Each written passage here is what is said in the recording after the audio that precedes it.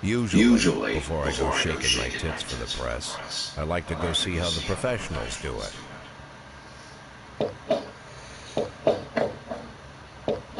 Some might say the chief of police has no business in an institution like this, but in fact it's the quietest and safest place in town. You won't run into any reporters, nobody gets into any fights, nobody drinks too much, nobody even raises their voice.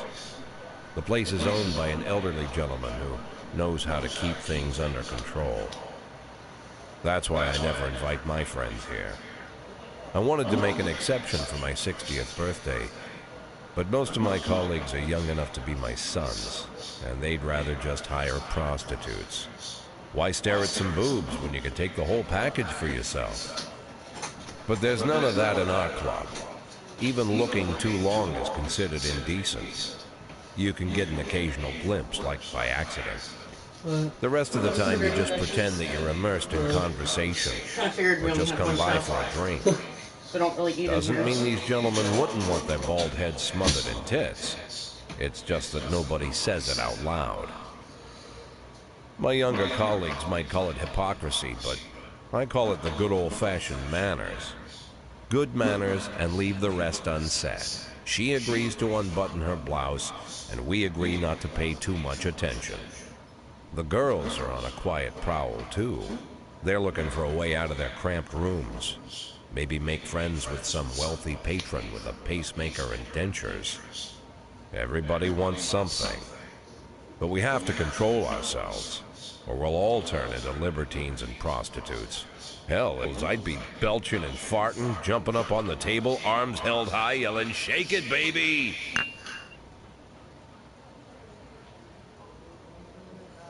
No idea how I got so barbaric.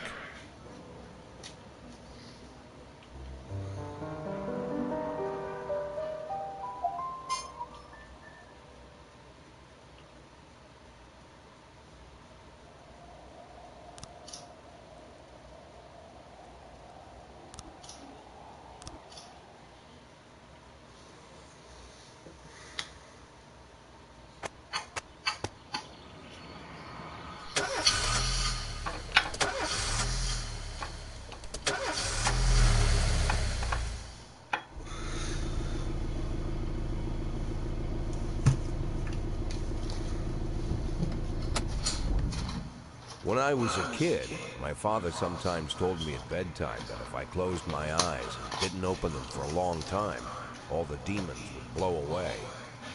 Yesterday I turned 60, but I still take his advice. Not because I'm sentimental or want to keep the memory of my father alive. I just can't think of a better solution. To get away from all the demons that haunt Freeburg, I'd need to wear a blindfold 24/7. Plus, it's a good idea to act blind when talking to reporters. At least that's what my colleagues say. They're afraid of press conferences. But for me, it's more like a confessional. No matter what lies you tell, you're privately thinking the honest answers. It helps me remember who I am. The fact that I'll be reading all about it in the papers tomorrow is a small price to pay. Call it penance for the preacher.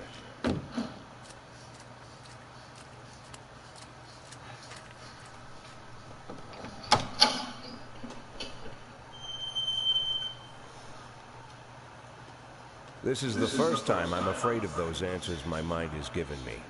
Not because I'm mad I'm losing my job. Though it's true, I'm mad as hell. Not because I subconsciously blame everyone else. Though I damn sure do blame them. And don't even ask me what my next move is. I can't imagine. But even that doesn't scare me. The worst thing is, I know I'm gonna have to do something. And I'll be damned if I know how far I'll go. I may have a lot of vices, but predictability isn't one of them.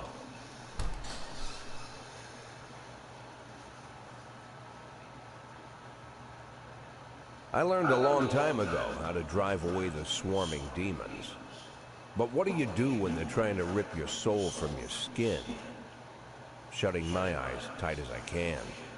The best solution remains the same: play blind. I just hope the reporters think I was blinded by the camera flash.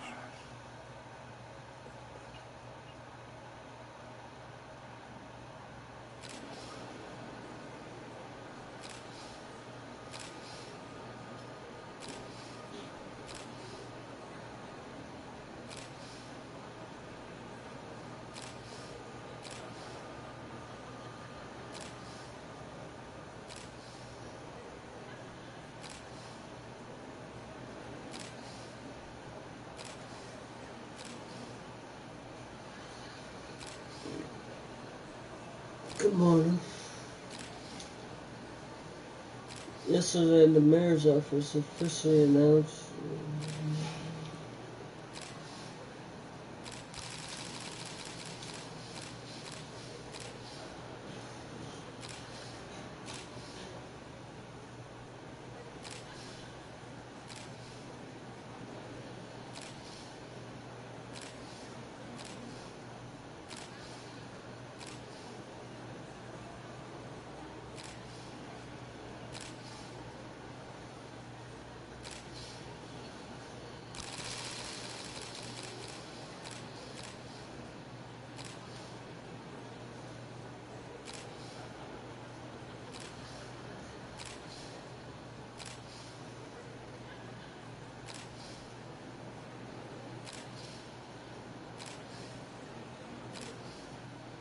I'm live on YouTube. Kane Jimmy Dean sub me doing giveaways.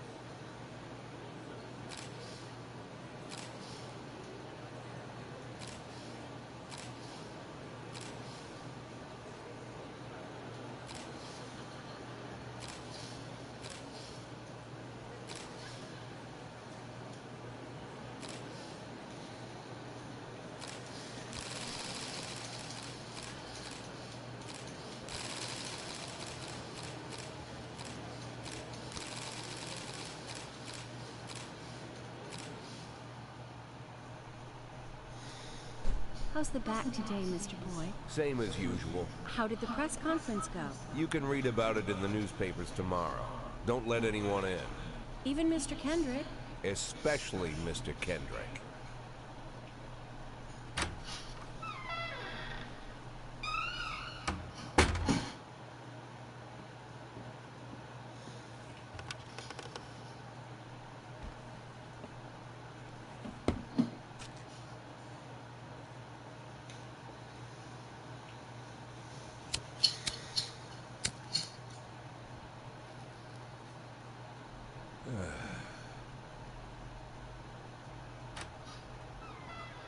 As soon as I heard the door creak, I knew what face I'd see.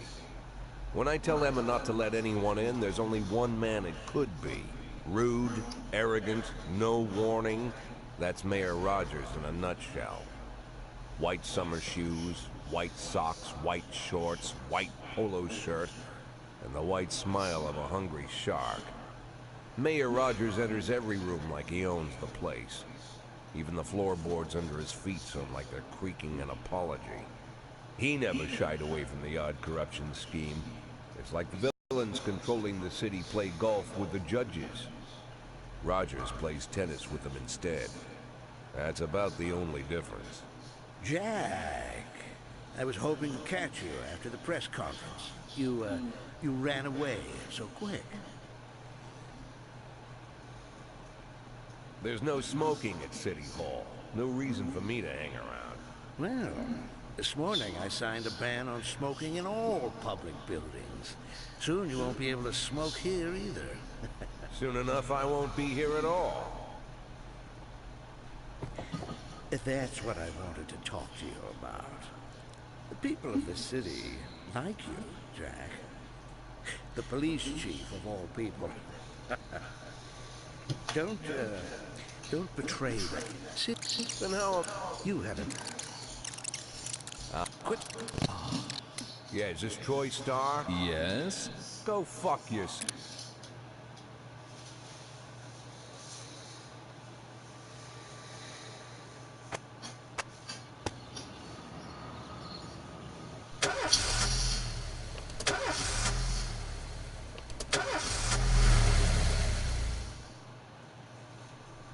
Cops don't use the police station cafeteria.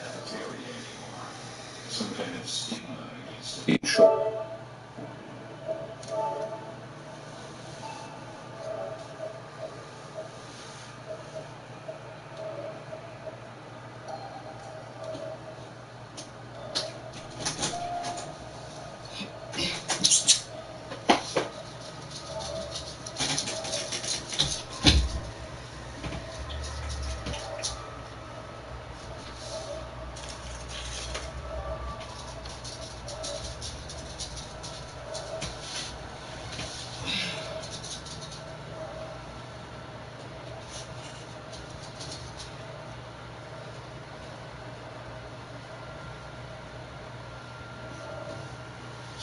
Needs to be ready tonight. Francis didn't say.